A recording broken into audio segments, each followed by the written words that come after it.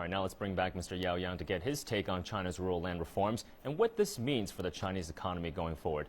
So, Mr. Yao, rural land reforms are expected to boost farmers' incomes and bring them into China's modernization process. Like we just heard, there are around 650 million farmers in this country. What does rural land reforms mean for consumption, urbanization, as well as the wealth disparity here in China?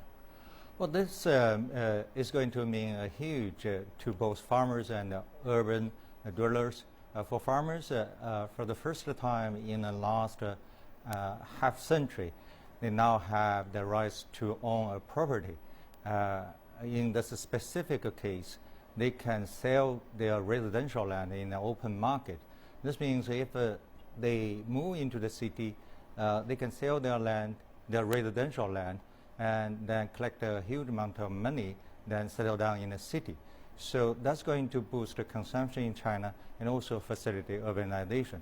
And for urban people, that means a much more supply of land in China, because when farmers move into the city, they're going to free up their residential land, and this land can be used to expand the city.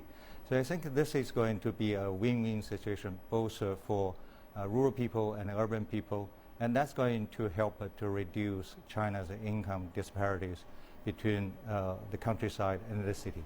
All right, so with these rural land reforms, Mr. Yao, we might have some competing interests here because local governments were formerly responsible for land sales before the reforms, and they received the bulk of their revenues from doing so. Now farmers are able to directly transfer or trade their land. Might this be a big dent to local government coffers, and what incentives or policies does the central government need to enact to make sure both farmers as well as the local government wins? We have to realize allowing farmers to sell the land, it doesn't mean that they should get all the income from selling the land. Governments can still take a part of the income out of those sales. I mean, this is a standard practice in most countries, like in the United States, in Great Britain. The government levies a tax, a so-called windfall tax, on this kind of income.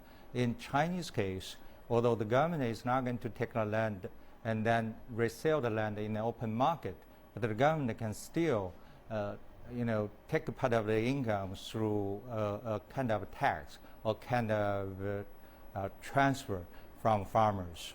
I think that's not going to affect local government's revenue. All right, it was great speaking with you tonight, Mr. Yao Yang, Vice Dean at the China Center of Economic Research at Peking University, joining us in the studio tonight.